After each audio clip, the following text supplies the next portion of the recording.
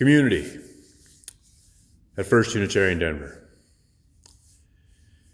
In the words of our friend, Reverend Tawana Davis, time to get real, y'all. This morning I have asked a couple of our beloved Black community members to share their thoughts and experiences with us, specifically their direct experience of First Unitarian Society of Denver, and they have graciously and generously and bravely said yes. Before we share their comments this morning, I want to say just a couple of very brief things for context and for clarity first. As a community, I hope you know, we've been talking about and trying to educate ourselves about white supremacy culture.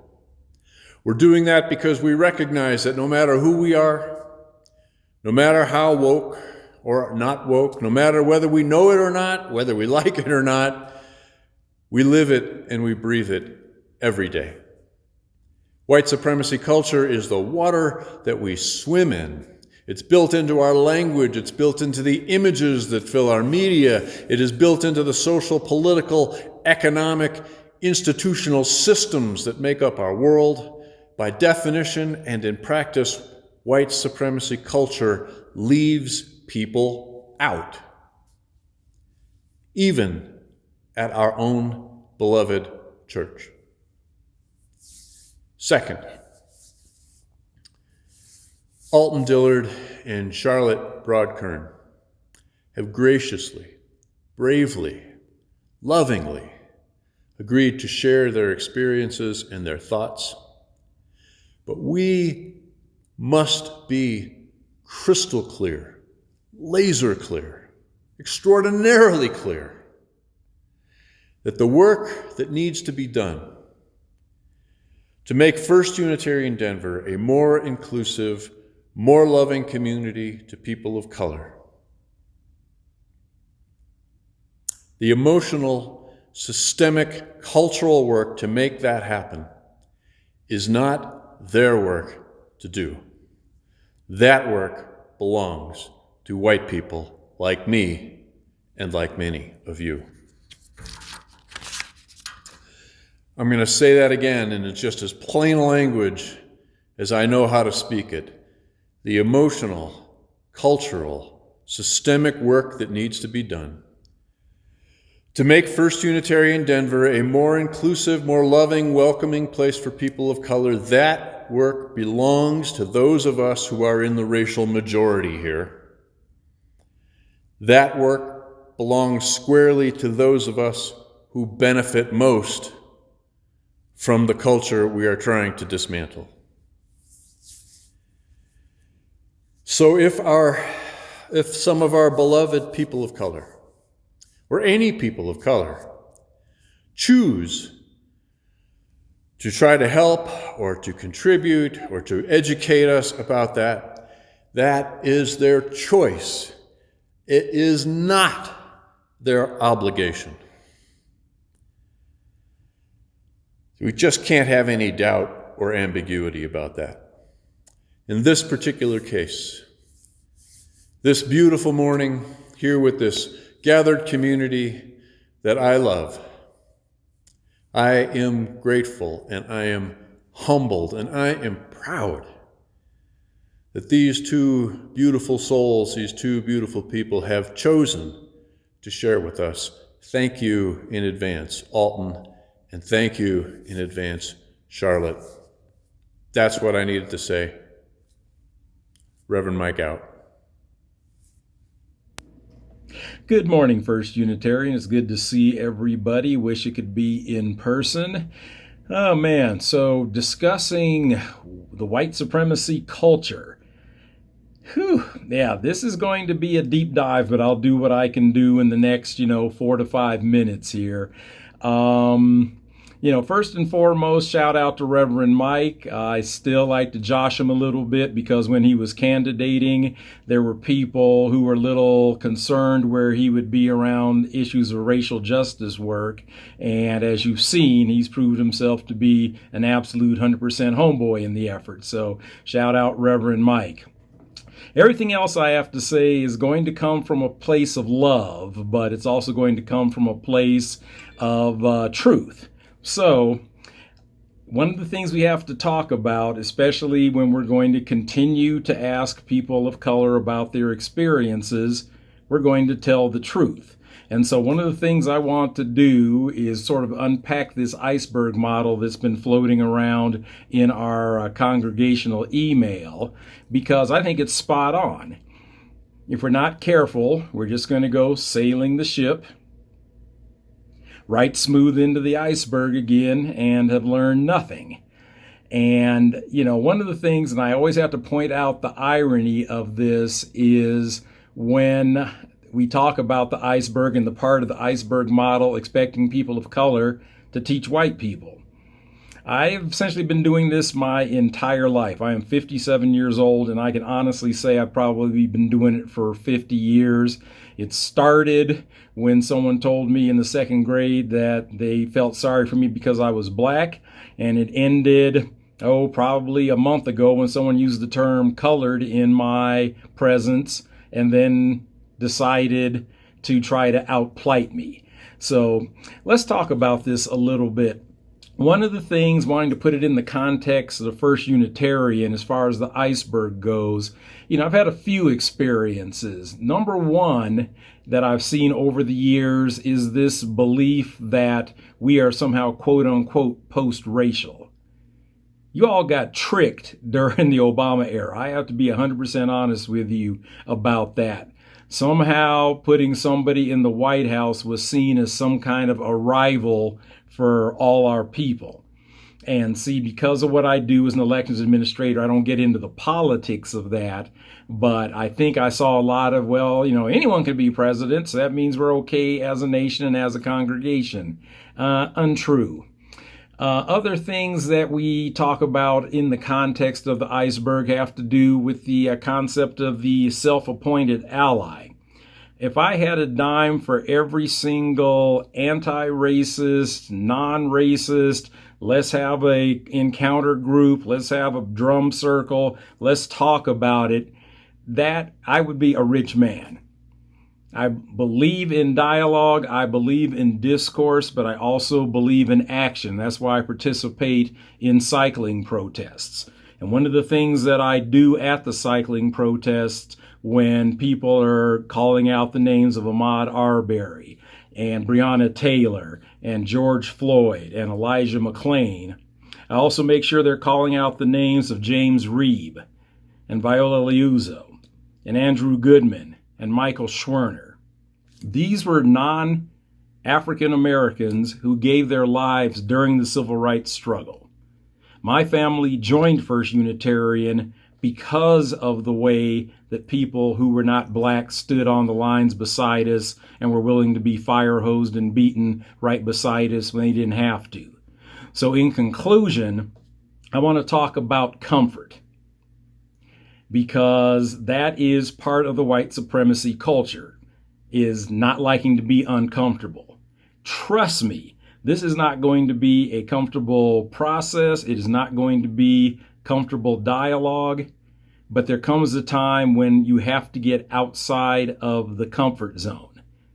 Another one of my experiences at the church, when we were able to go to the church in person back in the good old days, you remember those good old days, is I don't know if I doubt it's because I'm black. Maybe it's because I'm kind of introverted, or maybe because I'm 6'1", 245. But I can always count on sort of a concentric circle when I sit in the east side of the sanctuary where my grandmother sat. That's why I sit in the same place every time I come. It's okay. Come up, say hi, but don't think that I'm going to do anything or say anything to make you uncomfortable. But if you're uncomfortable in my presence, or uncomfortable with this discussion, uncomfortable with the dialogue, you still have some work to do. So I believe in you all. I've been having this same discussion for year after year after year after year after year, and you have the ability to take it to a next level. But I'm calling on you in the name of covenant to put aside your fears, be willing to learn, be willing to be challenged, and I think we'll get this to the finish line sometime during our lifetimes. Thank you so much. Enjoy your Sunday. Good morning. I'm Charlotte Broadkern, a lifelong UU and a member of First Unitarian for 21 years. Actually, I grew up Catholic Unitarian, going to both churches at the same time, one on Saturday and one on Sunday.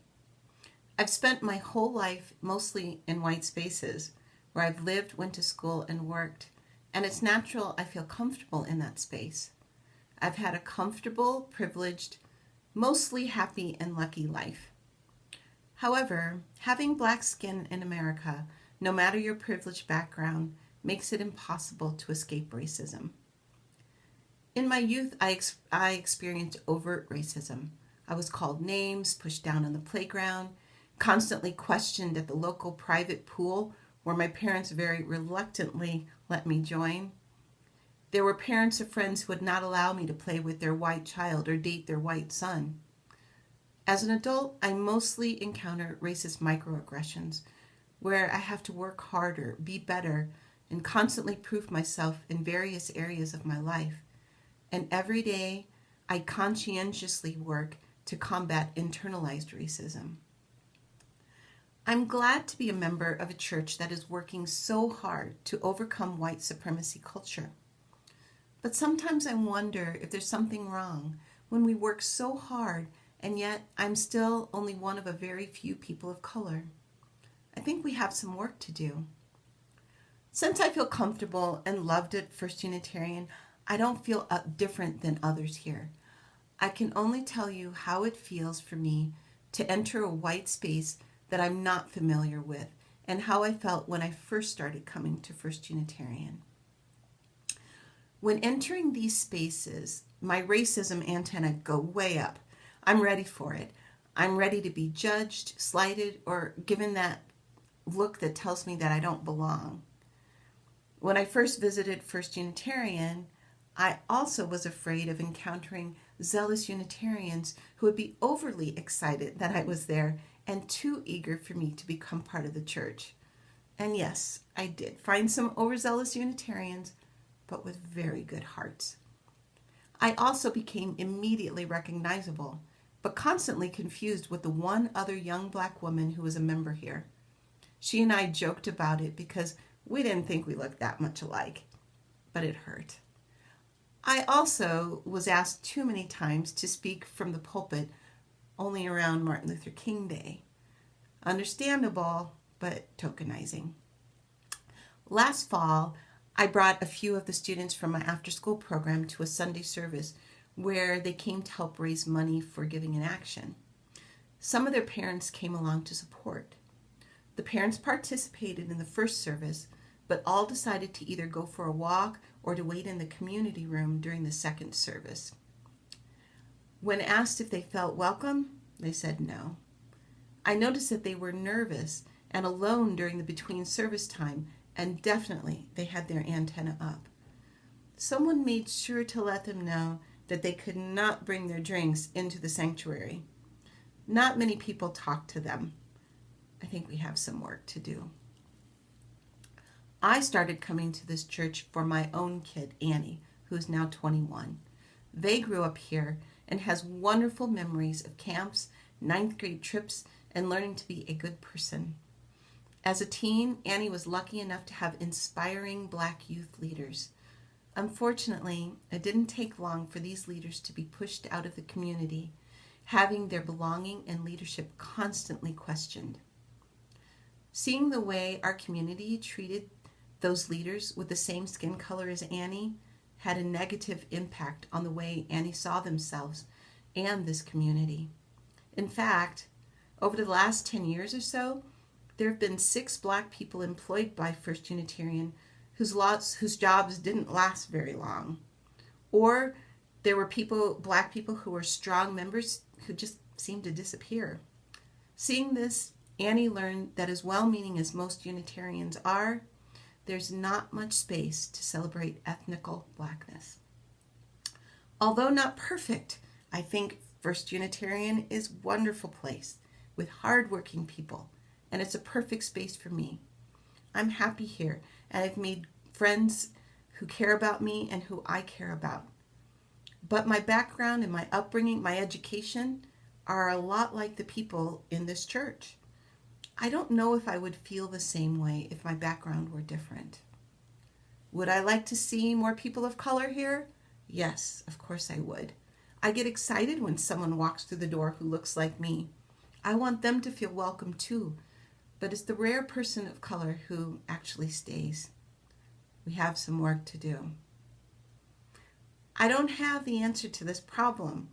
Personally, I feel there's still a lot that we can do addressing white supremacy culture in our church by all of us, including myself. I hope you see our covenant and the wording of it as an opportunity to be your better self. I have not seen an anti-racist movement like this right now in the United States in my entire life. And now is a chance for you to make a difference in our own home. I hope my reflections and observations contribute constructively to this discussion, and I hope we can continue to work hard to make this church a church where anyone, no matter their background, will feel comfortable attending. Thank you.